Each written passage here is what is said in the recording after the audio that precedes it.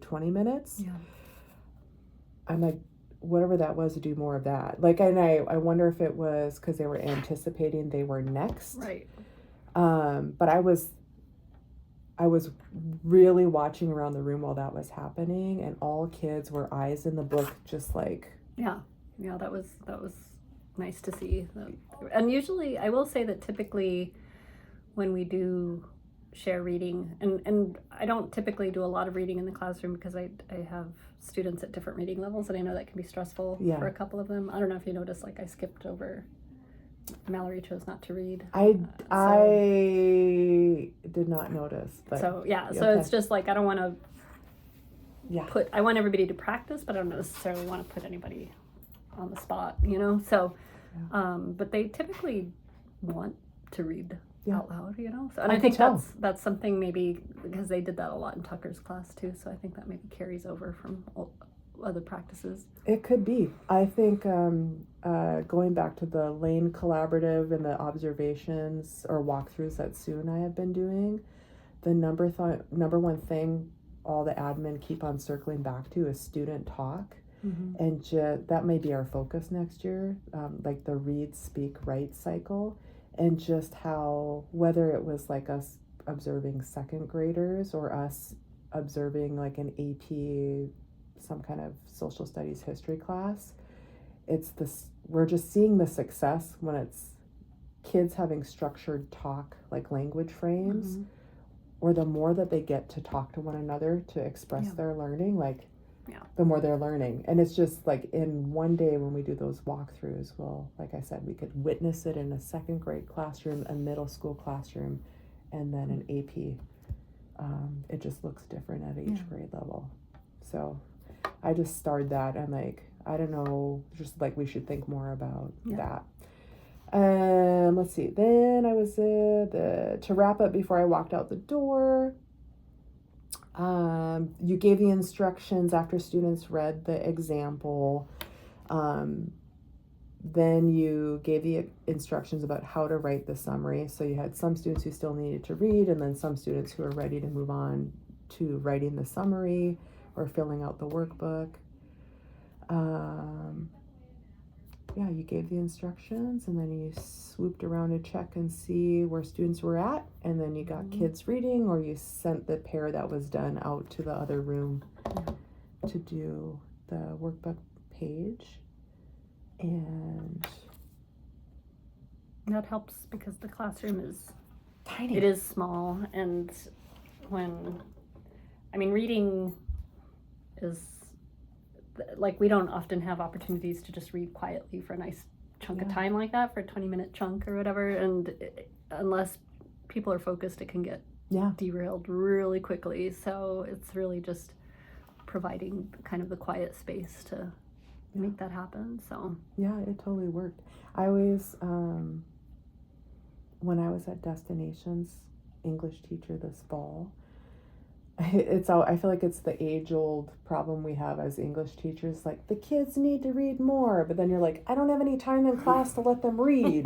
Like when I was at South Medford, we had AR, and so it's like, they need to get more AR points, but we have no time. So when I was at Destinations, we had the time. I made the time, and so kids, it was just like 20 minutes of this peaceful, blissful, silent reading. I feel like it has to be that way. With Summer of the I had to read with our them. first novel, it was often, that was my first, very start of the year, and I had the expectation that, like, of course this reading will happen outside of class, and just so often it doesn't. Our kids are busy. Yeah. So it's when we can, like with a novel like this, provide the space, it I think really is more effective. Well, I think that, they need the time, and we should do more of it, honestly. And when I was at Destinations, 100% alternative school, I just started every class out with it because it ended up being our number one best way to regulate our students. Come in and focus. Yeah, they calmed their bodies and read a book, and then they were ready to learn. If I would just start class without the reading, it was a different experience. So let's see. I have some little. You're a rock star. You're just a rock star. yeah, so that was the scripted play by play. And then as I was scripting, these were the notes I wrote on the back. I already said warm vibe, structured, you're multitasking for 2 separate class periods and differentiating while doing that.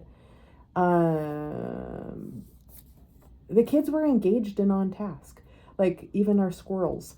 And so the moments where they weren't were the transitions in between the, that's when they would talk more, or Christian would talk more. And the other thoughts that came to my head. I do have these. I need to be better about using them. The popsicle sticks. For Yeah, well, I mean that was just like, I mean, the I don't popcorn know. reading and that sort of thing. Yeah. I have like, it's one of the strategies that I use. Because they were so into it. Yeah, just didn't do it today, but Yeah, so you do that. Yeah, I mean, like, what else would you do to increase engagement? National board certified teacher. I think part of it is just structuring, like it's not always possible to structure the class like it was today, where there's about like 4 different pieces that happen that, allow like the sharing, allow some quiet writing, allow some reading, allow, you had it all. You had read, speak, write today. Yeah, so then, like on days where it's more like a lab day where we're essay writing, or that, where the expectation is like, here's a 50-minute chunk where you could get a lot done, and then it falls apart, so then like what happened, like, is that just maybe not like a developmental reality at this age group, like maybe it's just, well, maybe for some of them can out. do it, and some of them Yeah. are 4 that we keep talking about struggle with that long chunk, I guess. Yeah, and it is nice to be able, like even today, I think, was it Mallory and Jeff went out with Sarah because they'd like to have her read to them, which is tricky to do with a graphic novel, but it's nice to have that flexibility to have like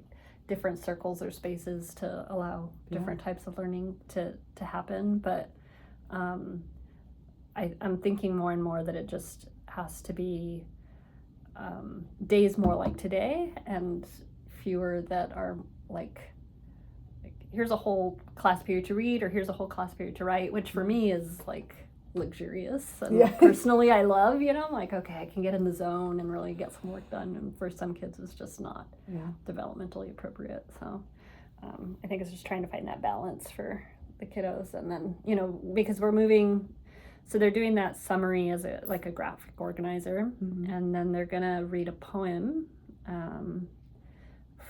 from a Holocaust survivor and do a literary analysis, kind of comparing and contrasting the graphic novel to the poem. Okay. Are they doing drawing their own comic strip at some point? They will. So like that's like the summative piece, is that they will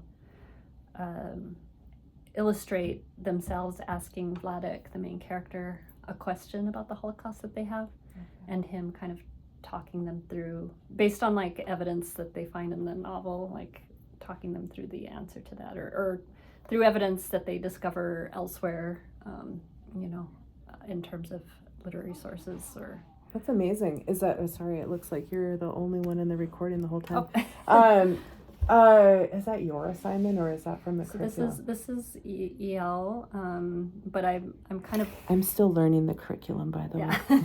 the graphic novel piece is theirs, and but like the curriculum is so intense in a way that like the summary is supposed to be its own paper that happens like in a day or 2, and then the literary analysis is a like multi-paragraph piece that happens like in a 3-day period, maybe 2 days, and then like per the and then a Socratic Socratic seminar pacing that takes a couple of days, and then the graphic panels. And so I've had to just decide, like, this is the critical piece. Like, I want them to really get the literary analysis piece done in terms of writing, so that they understand how they're going to approach their graphic illustration, and then put the emphasis on the graphic illustration. So just trying to like pull the pieces of the curriculum that are going to best address what they need, and also best address their interests too. So I think like doing 3 papers in a row might send them, you know, to a not so happy place. Right. Yeah. So it's just Yeah. really, you know, I think they'll have fun with the drawing part. I know they will. They'll love that part. Yeah. I mean, those are all amazing assignments. Yeah, I love that you hit the read, speak, write cycle in one class period. I feel like they can be really magical class periods when you hit all of them. Yeah, I don't know. From this conversation, do you have any ideas or things that? How was this conversation helpful, or has it Yeah. brought to the Yeah. front anything I think to it also change? just highlights, like, because I did end up having a couple of issues, like I said, at the end of class, and so it's nice to get the reinforcement that, like, Yeah. the majority of the class was actually They are engaged. really went well, and they're Yeah. engaged, and it's just that as, like, they get closer to lunch and closer to, you know, Yeah. like the end of their attention span, it slowly starts to spiral. Right. Like, it's very helpful to look at the pieces that were like, well, okay, so they had, you know, a good 35 minutes of being really plugged in and getting the best out of Yeah, they were all plugged in for sure. what they needed. So I love, you had mentioned Socratic Seminar, and so that's coming down the road, it sounds like. Could I come back in and watch some of that? Yeah. Whenever you're ready for it? Yeah. If you're, and I feel like that's definitely like an opportunity to just think about when are kids talking and how are they talking? And I'm not even referring specifically to the class that I just watched, but when Sue and I and the other admin are doing the walkthroughs, that's just, it seems like one of the things we can focus on to like get the biggest bang for our buck across all grade levels and all subject areas is structured talk for kids. So, and you had that in your lesson today.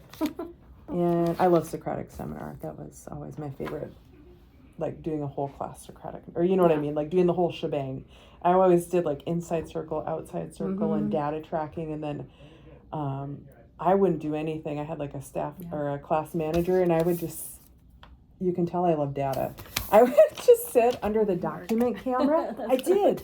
I sat under the document camera, and I would mark the kids as they went, and I would track their conversation with lines. Yep. And then I would like, because they got points for bringing other kids into the conversation. Anyway, it was just, it was like, sounds very, very much like what I used to it was like do my with the high favorite schoolers. And my kids would be like, that was the best day of class. And I'm like, I didn't even have to prep much for it. You know, like it was, we would do it periodically, and we were in our rhythm, and it was fun. So, yeah, I don't know. Any other final thoughts or comments? So yeah, will you invite me in to see Socratic Seminar awesomeness down the road? For sure. And is this style of data tracking useful? Yeah, it's helpful. Okay. I just don't, you know, like in a classroom period, I feel like I do several things, and I'm not really aware that okay, well, this flow happened. You know, I know I have it in here, like, okay, we're going to do the entry ticket, we're going to do, you know, this, they're going to have time to read, and then, you know, but like it's cool to see it laid out and make sure that the timing is. Would you be willing, I don't know if that'll happen this year. Sue always has, you know, big picture plans, and she has this amount of capacity, and like if we maybe next year when we pick up a fresh round of observations, because I'm thinking she's a little short on even doing observations this year, and I don't know what she has in store for me next year, but I would love to. Could I even like save these and use them as an example? Absolutely. Of appropriate chunking. It's like a perfect example of chunking and engagement. Yeah, thank you. For some of our other staff members. Okay. All right. Are we ready to turn off the recording? Okay. Oh my gosh, that was so long.